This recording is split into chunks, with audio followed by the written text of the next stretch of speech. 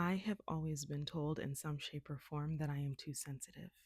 And it is a sentiment that has devastated me many, many, many times.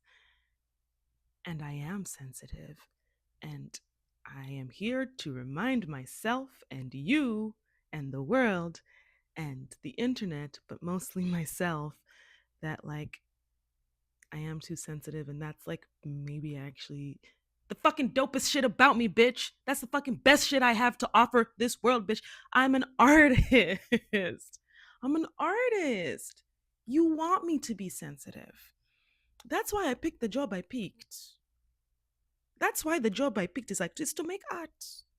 What's art? Talking about your feelings, or singing your feelings, or moving your feelings, or painting your feelings. It's about expressing.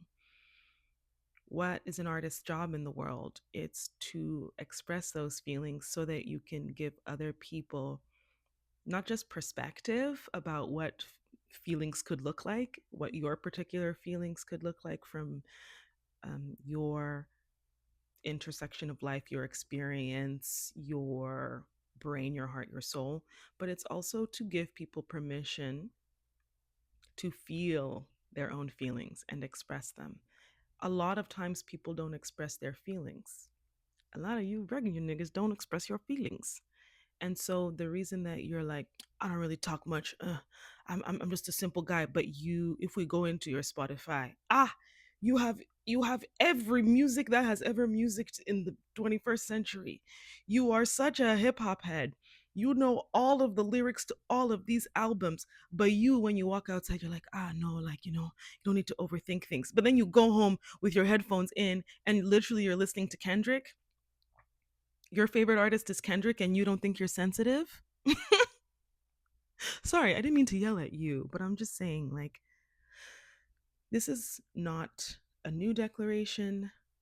It's one that I have to make to the world, but maybe more to myself, often to remind myself that my sensitivity is my superpower and that, genuinely, I picked the right job for it. You want me to be sensitive. I make art.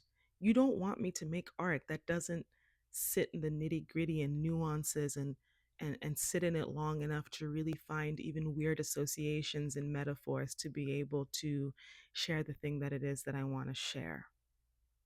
You want me to be sensitive. You do. You do. You do. No, but you actually, no, but babe, you actually do. Maybe there's a part of you that actually likes it, and maybe there's a part of you that's also sensitive, because there is, and you actually would like to feel the permission that I have slash continue to try to give myself slash try to remind myself and remind the people around me. And I'm always grateful to be reminded of, even though sometimes it's uncomfortable, that our sensitivity is what makes us human. What's the difference between us and the rest of the animal kingdom? I, I think it's that we have more complex feelings.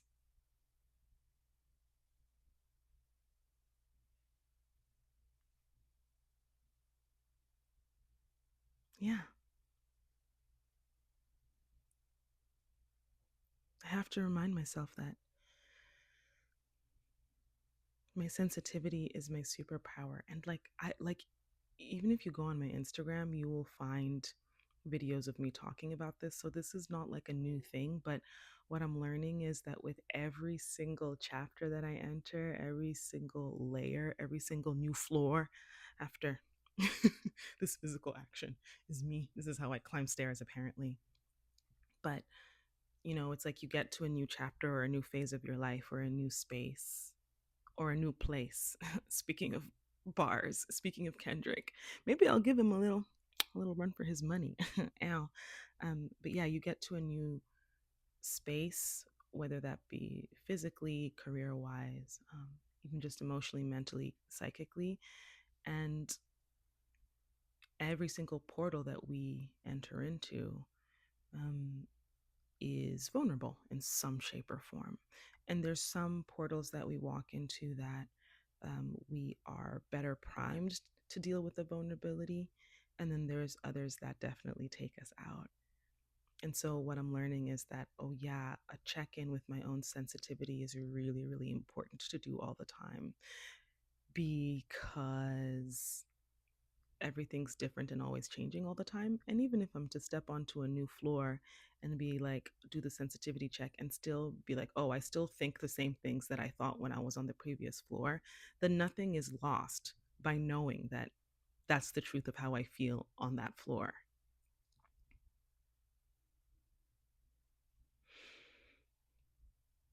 I was recently reminded of this. I just keep saying and feeling and thinking and hearing, you want me to be sensitive. You want me to be sensitive. You want me to be sensitive because I make the art. Telling an artist that they are too sensitive is like telling a doctor that they are too detail oriented. You want you want that nigga to be detail oriented, don't you? If somebody's coming to clean your house, don't you want them to be detail oriented? If someone is going to cook a huge meal for your whole family, like I'm talking like they're coming to cater a 600-person African wedding or whatever, like don't you want them to be detail oriented? Don't you want them to think deeply about all of the elements of the thing that they're going to serve you? Don't you want the people to don't you want the people who end up in that job to have been people who naturally kind of had the elements and the personality traits and the curiosity and the fascination and the nerdiness and the enthusiasm and the love and the bubbliness and the specificity brain. Wow, that's not a word, but you know what I mean? Like, don't you want, if somebody's going to become a chef for your institution, don't you want that to have been the person who, like, when they were a kid, was like trying to see what kind of combinations of sandwiches they could make, what kind of shit they could put in their peanut butter just to see what still made sense? Like, don't you want the person who has been so fascinated with food and can taste the difference between a store bought peanut butter and a homemade one, and can taste the nuances between, oh, this is an organic tomato versus this is not, and can understand, like, hey, if you put saffron in this thing, then that's going to happen. But sometimes if it's too much, then you need to balance out the bitterness with this. I don't know very much about cooking, but I'm just giving you an example. Like, do you tell the chef when you go to a Michelin star restaurant that they're too detail oriented? Yo, I watched this video the other day. It was this man on the internet. Also, fuck the internet. Fuck you, internet. I'm tired of you. Um, I was watching this video, um, on, was it TikTok? Was it YouTube Shorts? Was it Instagram? The reason I'm saying fuck the internet is that I feel so overloaded with information, and it's specifically the shorts. It's the short form videos that you end up watching that have nothing to do with your interests. And sometimes you're like, cool, I didn't think that I was going to ever need to watch somebody mix different colors of paint and then name the new combinations of paint. Like, there's certain things where I'm like, this is not a thing that I ever thought I needed, but apparently this is my favorite thing this week. And then there's so much other content, most of it, which is just like random, it's just random shit that you didn't choose to be giving your attention to. That's why I'm saying fuck the internet. Um, I love that it's a tool for connection, and I love that. I love that I get to talk to nice people like you and that you get to talk to me. That part's pretty cute, but there's something consensual about this that's happening, right? Especially on a YouTube video or on a longer form video when I'm just sitting here ramble on. You are choosing to watch this video or listen to this for a reason. This is not something that's going to pop up randomly on your feed. And so fuck the internet for making us pay attention to a lot of things that we don't want to pay attention to, that are not useful for us to pay attention to. Fuck the internet. And the police coming straight from the underground. Where I went before that was, where was I? Just give me a second.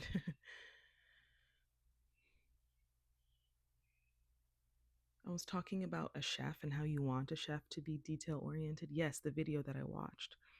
I watched a video against my will by this man who works in a fancy restaurant, and he had a British accent, and he was a man and he was a chef, and he was basically showing us how to make what apparently is the best, most perfect mashed potato. Listen, mashed potatoes mashed potatoes slap. I like a mashed potato. I could make a mashed potato. I thought I made a good mashed potato. I believe I do. But this man showed me a level of detail making mashed potatoes. Mashed potatoes were not even a thing that I ever thought was like, you know what the world needs? A better approach for potatoes. Like that's not a need that I was like, you know, in like business school, they'd be telling them like figure out a need that the market has and then like offer a product that meets that need.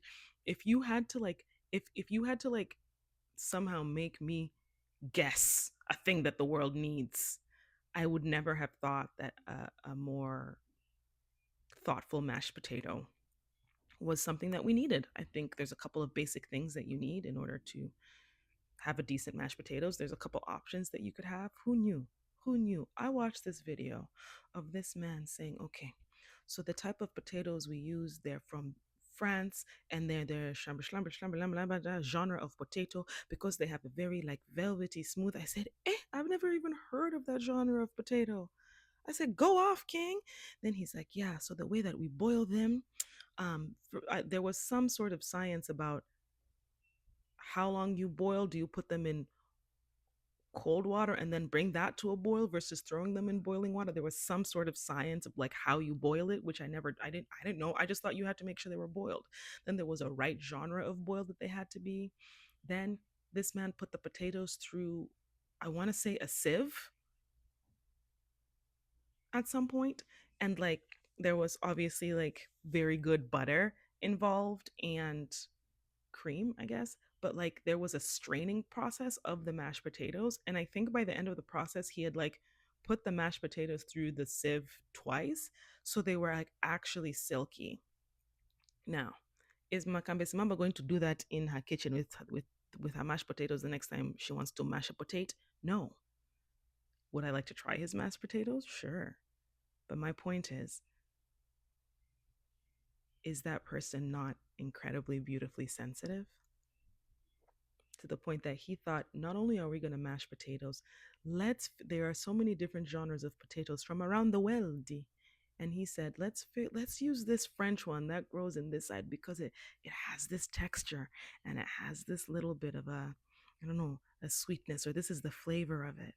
And it gets kind of velvety. It's very smooth. He said it's waxy is the word that he used, which makes sense. It doesn't sound as nice, but it makes sense. He goes, that's a sensitive person who's like, let's use this type of potato. Then he says, yes, even though we've mashed it, it's not enough. I'm still gonna put it through a sieve, putting the potatoes through a sieve. And then there was like a little special comb, not a comb, like a little smoothie thingy, where because potatoes are solid, and you had to like comb, not comb, I keep saying, like smooth the sieve to make sure that all the potato went through, because it's not just going to fall through. So he like forced lovingly and with consent the potato to go through these tiny holes in the sieve. And then he did some other things. He's like, you know what, I'm just going to sieve it one more time. I said, my friend, wow. So you could get the right exact perfect texture. So when he says that this feels creamy and buttery, like these melt in your mouth, I believe him. But how do you come across, like, how do you create that recipe without being extremely sensitive?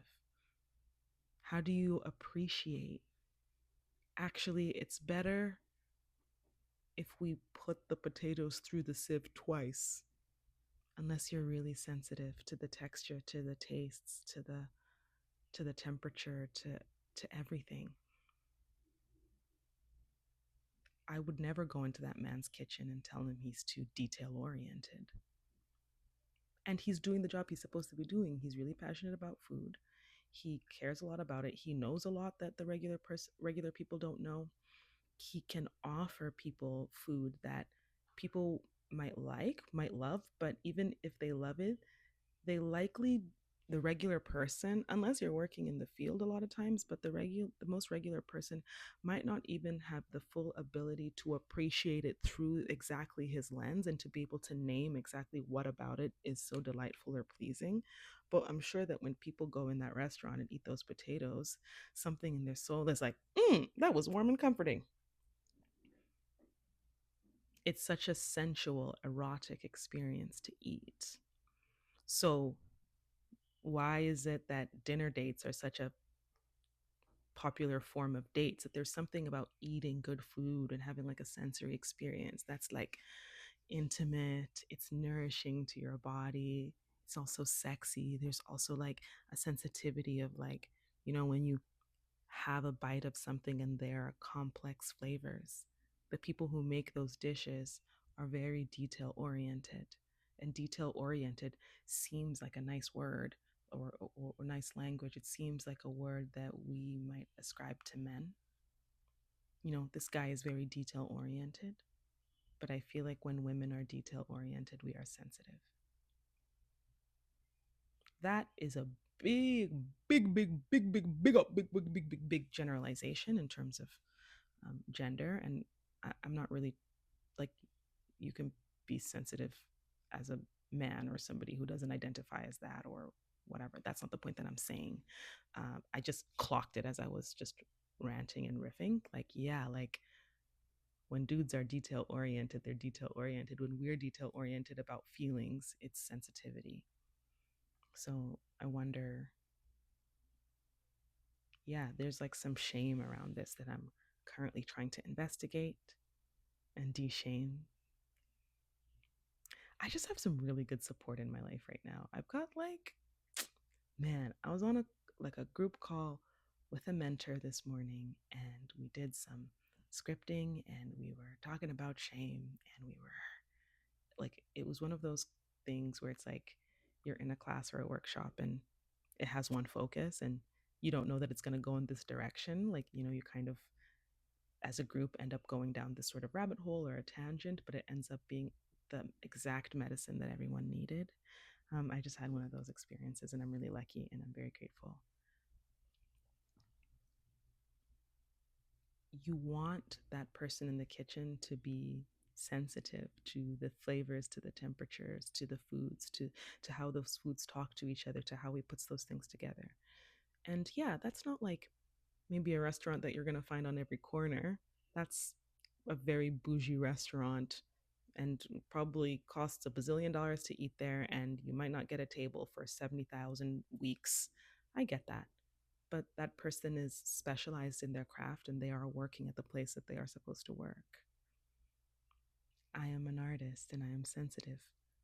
The arts landscape, whatever that looks like to you, whatever industry you're in terms of the arts industry. Um, Industry doesn't sound like a nice word. I'm going to say space, art space. That doesn't sound nice either. I'm going to say world. I'm going to work on the language for that. But I'm working in the right place that I need to be working because I have this sensitivity.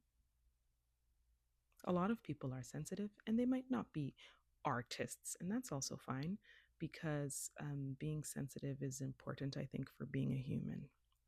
Now, being sensitive, and in my staunch defense of sensitivity, um,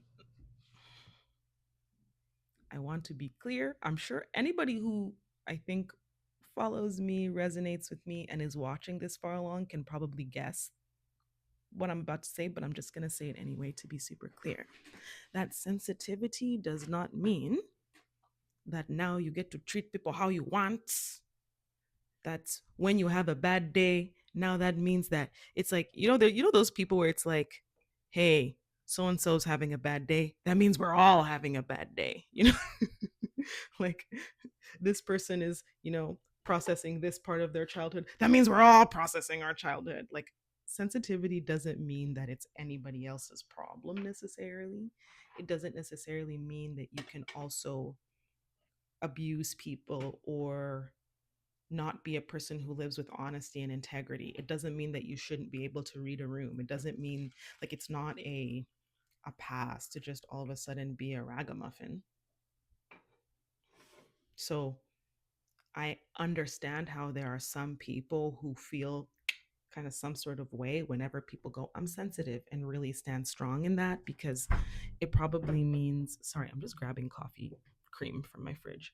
Um, it probably means that they have been in a situation where somebody's weaponized their own sensitivity, and that's real, that's valid. Um, you have a lot of people who are very sensitive and who are also very unhealed. So I can understand why some people might initially even want to roll their eyes at that. I totally get it. It's because people who are flouting sensitivity and talking about sensitivity are not simultaneously modeling, exercising, and staying true to self accountability and self responsibility. Being sensitive does not mean that you are not self responsible. I actually think that the more sensitive I, it's not even that I become, more sensitive I allow myself to be, the more self responsible I feel like I have to be, because, girl, there's a lot going on up here. There's a lot happening up here. It's a lot. It's a lot every day. And I'm glad that I chose the job that I did, because I get to have really, there's a looseness in terms of having outlets for that. But you don't need to be a person who makes money from your art in order to have outlets for your sensitivity, your thoughts, your feelings, whether those be ideas or just being like, my boss made me mad. I feel rage. Now I want to go and sing about that rage. Um, that sometimes there's a part of me that actually wishes is a strong word, but wonders if my life would be simpler if I just like had a regular job, but then just was an artist, not for money. You know what I mean? Like if I were a lawyer with all my spare time lawing, but if I had a different job and I just always spent all my weekends writing and playing guitar and, dancing. I wonder, sometimes I wonder if, like, would it be better? Would I be happier? Would I be richer? And what would it be like to not put this pressure on my art? That it's like, you have to express the feelings, you have to be a little bit of therapy for yourself, but not so much that you express it in a way that people are worried about you. And you have to also be part of an industry. There, I'm using the word on purpose, industry, where there's like a lot of language about like, we're artists, we have to tell the truth, we have to express, but there's also big fucking respectability politics that are tricky to navigate for any fucking body. But then on top of that, you add being an artist who is historically marginalized, then the dynamics of how to navigate that space all of a sudden are a little bit different. You add the dynamics of maybe having some ideas that other people don't have. I'm talking about myself, but I'm also more talking about even other people. Like, I think there are a lot of things about me um, that are just like very palatable and mainstream. I also think I'm cute.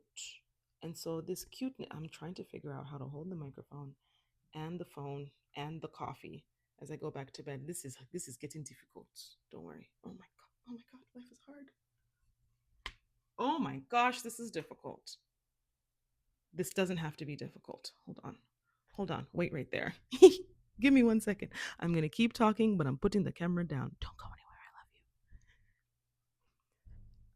What I'm trying to explain is that we live in an industry, or we work, we consume an industry that is always like, yes, talk about your feelings. Art's job is to hold up a mirror to society. And with that mirror, society can finally see itself and be like, wow, it's me, society. Let me think about myself while being society. We talk about that, but that's not always the actual reality. That's not actually the reality sometimes, um, because I feel like so many, especially of our biggest institutions, are not actually truth telling, or they're not really getting to the nitty gritty of that sensitivity because they're not really, this is a big generalization, but I do think it's a trend, and I understand that there are lots of reasons for it. The bigger the institution that you're running, the more far ahead you have to plan. The further ahead you plan, so you know what I mean? Like if I'm sitting here today and I'm supposed to be planning a theater season that's not just for next year but the year after, I don't know what's going to happen in the world. By the time you plan that season, now you have to start finding people who will direct. Now you have to find people who will do all the important jobs. By the time you get all that together, a lot of that needs to be put together before you even announce it. Now you have to make sure you get the rights from the playwright or whoever. There's a lot that needs to happen. So by the time that you go and see a play or any sort of show or something at an art gallery, especially if it's at a big institution, that choice was made so long ago. And so it's part of the reasons why large institutions are unable to. Oh, I'm just figuring this out in real time. Oh, should I maybe apologize to some of those guys? Because sometimes I shout at them. Sometimes I think they deserve it. But I think there is also something that is important about being able to understand, like, what are the challenges of some of these big institutions, that I'm always like, why did you do this? What are the challenges that they face, and why do some of the things in terms of how they program or how they run these spaces, why do they manifest like that? Because as an individual artist who has made her own work and has been privileged to make, I think, some of my favorite work with some of my favorite people in the world, we're just like a little small ragtag group of ragamuffins, and our ability to respond and exist within the world at large is different than a big institution. So, in that regard, I feel like huge institutions do not have the same capacity for sensitivity as a very, very small indie collective, you know? I'm not even talking now about the intersection I live at with the friends I have who are very, like, very blackish, brownish, gayish, you know, thinking big ideas about the worldish, witchy weirdos. There's also a manifestation of, like, yeah, there's a lot of blackish, brownish, gayish, queerish folks who are existing, making particular kinds of work that is urgent and gutsy, and feels relevant in a way that's different than a really huge institution. But part of the reason is also because who runs that institution is not like the people on, like, up high in leadership at that institution might not be as diverse as my group of friends, you know? So in that regard, it minimizes the ability for sensitivity. And that is why diversity is important. It's not just about representation, because representation is just about what it looks like on the outside. And that is a piece of the pie, but diversity of different experiences, because part of the reason that I am sensitive is because that's just how I was born into this world. That is my blueprint, that is my factory reset. Like, if you had to go back to 1990 and be like, get born again, do it again, and you just like observe me as a baby, I think that there's some through lines that you would see. I think that's just a part of who I am and who I'm meant to be. And I'm a Pisces. I'm a Pisces. I'm the end of the zodiac. I'm all of you other zodiacs and my own zodiacs. I used to have a friend who was like, she'd be like, you're a Pisces. You're 12 niggas. You're 12 niggas in one. You're 12. Yeah, like I'm a Pisces. And the sensitivity that I have inherently is increased by the fact that I am a Black person living in a predominantly white country. It's increased by the fact that a lot of the friends and people I hold close are from different parts of the world, are of different ages, have had different walks of life. Being friends with somebody who has had a particular queer experience that is different from me, who's very like, I'm a cisgendered lady. People see me and assume I'm straight and I'm sort of short and cute is different than other friends who, for example, are visibly queer. Uh, Being friends with a person who has had a different experience from me and listening to their stories helps me to understand that, oh yeah, like, so there's certain things that I don't have to worry about when I walk into a room. There's just certain privileges that I have. There's certain things that I just don't have to be aware of as myself because they don't generally affect my safety. But my friend who is visibly queer has a different list of considerations when they enter into a room or a new space. So being in intimacy and love and friendship and connection with that person, very quickly I learn what their reality is. And then when I walk into a different room, even though being, I'm not ever going to be treated possibly like the way that my friend is treated, but I have an awareness of that. And that awareness is sensitivity. Isn't that the most beautiful thing?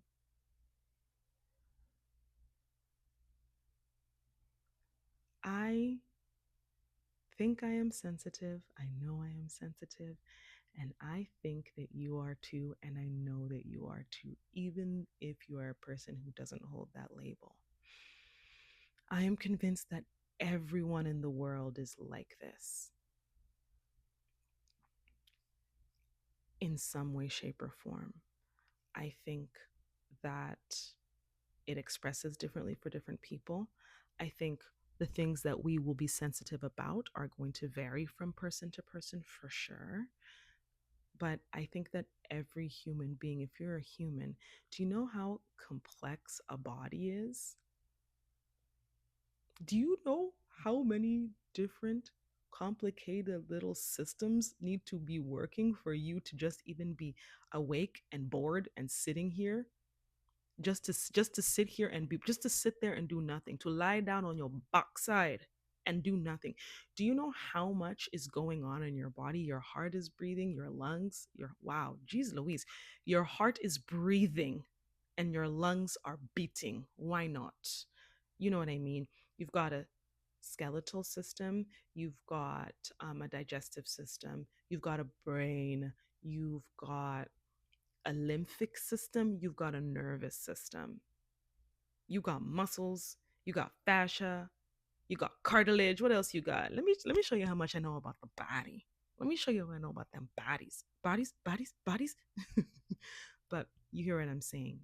There's so much going on within us. Every single part of you has the ability to respond to stimulus, to energy in some shape or form. We are too complex. We are not rocks. We are not, I know we can think about ourselves as dense, especially if you're a spiritual person and you're about like, we're not human beings having a spiritual experience. We are spiritual beings having a human experience. We can often talk about our bodies as dense, and that is true in relation to spirits that are omnipresent and floating around, you know? But there's a lot. Like, we're not dense in the way that we think that we are dense. We are sensitive. And for me, that looks like I walk into a room and I'm always feeling a lot of feelings and I get vibes off of people, and it feels like the somehow I get really big information about things like that. Um, but there are other people who might walk into a group of people and they might not feel that. And they're not lying about not really picking up on that. Or if their system is picking up on it, it's on such a low level that they don't even register. But that same person might walk into a space that is full of animals, and then the sensitivity, like then we're going to see actually how sensitive they are. That person might walk out into a field and just know it's going to rain because there's something in their body that can actually feel the atmospheric conditions. You know, like on TV, was it Walker, Texas Ranger? How's that guy? How's Chuck Norris, everybody? Is he doing well? We should check on him. If it wasn't Chuck Norris, it was one of them shows. But like, I remember like this thing of like this like ranger kind of guy walking out and they were having a conversation. And I remember at one point he like squatted down and like picked up dirt in his hands, like he put the earth in his hands and rolled it between his fingers and then tasted it. That's to do with sensitivity. I just think we all have it. We all have it in different ways. And I am here today on the internet to remind myself that I don't have to be ashamed of being sensitive, ashamed of being who I am. Being sensitive is cool. You want me to be sensitive because I make art. And the cool thing about it is, if you don't like my art, like you don't have to engage with my art. The really cool thing about it is like I am sensitive and I make art, but also like so are like billions of other people. And so like you can just find your people who are sensitiving and offering and sharing and communicating in a way that scratches your soul and makes you feel good. And I hope that everybody finds their people. I've always known that my sensitivity is my superpower, but it's such an ouchy intersection that I didn't realize until this morning that I need to tend to and affirm more intentionally and more consistently. Because when I'm not affirming that, I feel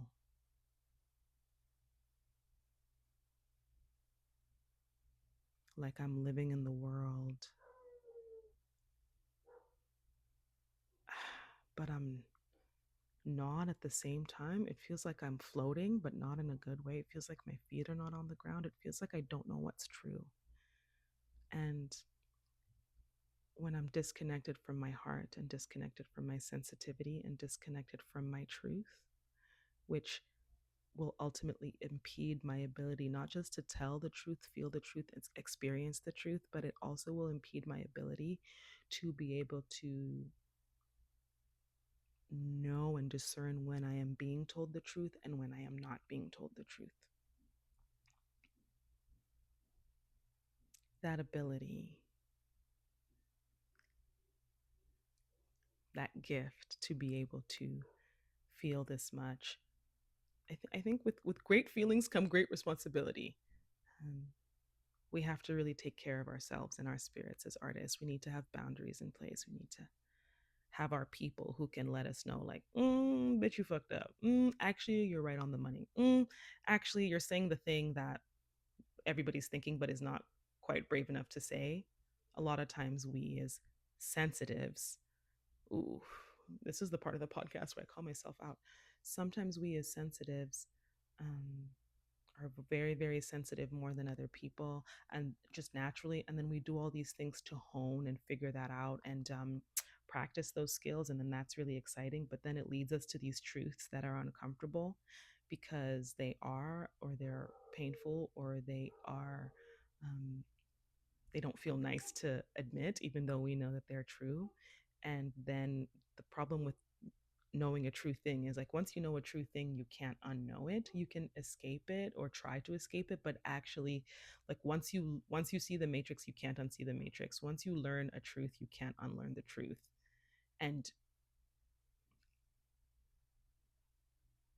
we can sometimes work really, really hard to unknow a truth, and that can be our life's work, and that can be hard. And hmm, sorry, I just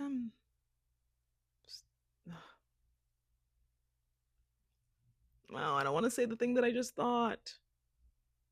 Fuck.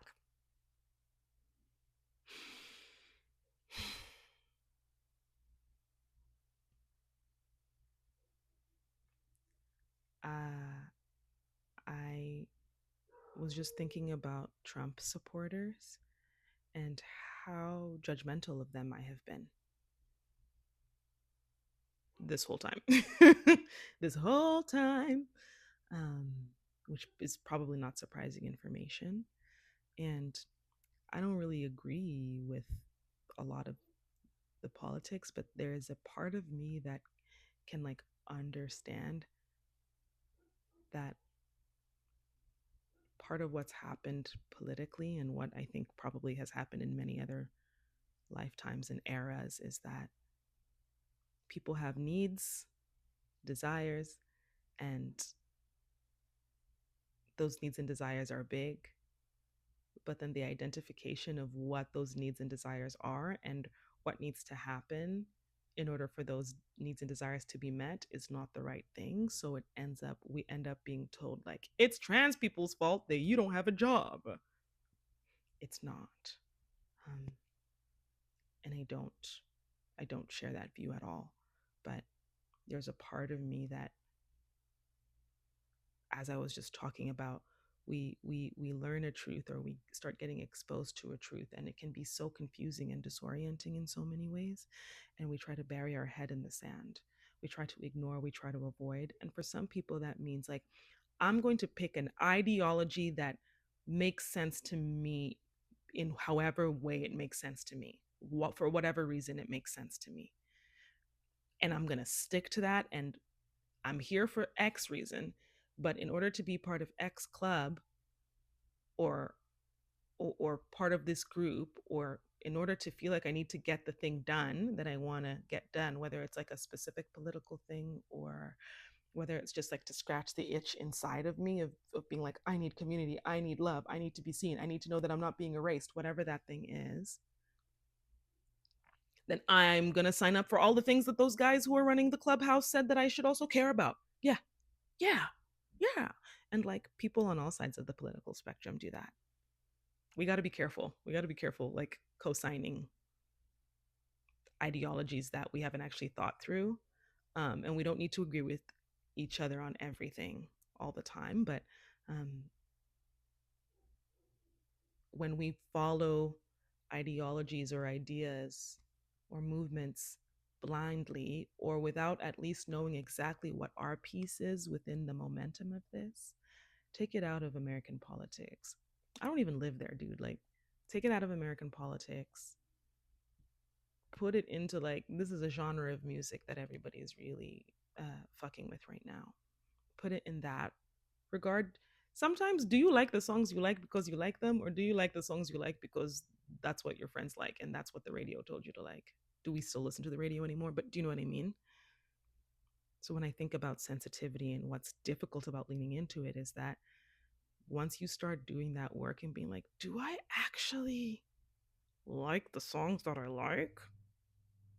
It can really unravel your whole fucking life if you really haven't been um, tuned into it.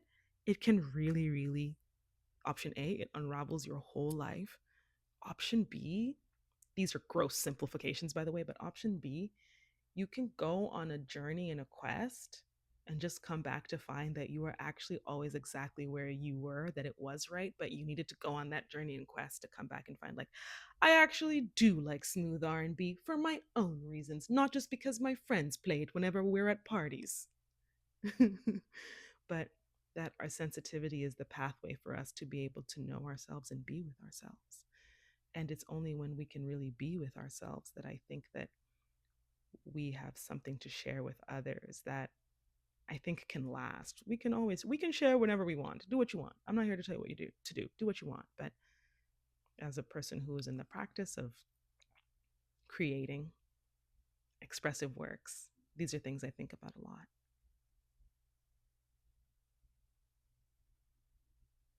I think that's all that I wanted to say. I could talk for a million more years, and I probably will, and I'll see you soon. And thanks for watching this long. Um, yeah, let's talk more soon. But until then, may you sit with your sensitivity. May I'm not here. I didn't make a YouTube channel to be telling people what to do as much as I am making it for myself, to give myself what I need. And there's an offshoot of supporting people within that is exciting, but I'm just realizing and reframing for myself that this platform really serves me first and foremost and has to serve me all the time. And so I'm reframing that and doing that work in front of you. And rather than being like, I'm smart and I know more than you, so listen to me. Um, I am smart about certain things and I would love to share those ideas with you. However, it is also okay and I think important for me to name like I'm really saying this primarily for me first. So may I sit with my sensitivity today. May I appreciate her. May I express my gratitude and appreciation for her. May I apologize to her and acknowledge the ways in which I have leaned away and sometimes shamed her and blamed her for things that felt hard. May she forgive me. May we sit in the honest truth of what our relationship is. May we feel safe with each other. May we prepare to get up together and dance. May we both understand and acknowledge that the check in that we are doing in this moment is one that we will do in some shape or form every day, every moment for the rest of our lives. And that is beautiful. And that we always have each other. That we always have each other in the times where we know we have each other and we are in deep union and intimacy and we're speaking the same language. But may we both reiterate and hear each other when we say that possibly more importantly, we still have each other in the moments when we don't feel that deep connection and union. But to know that it's there anyway. Bye.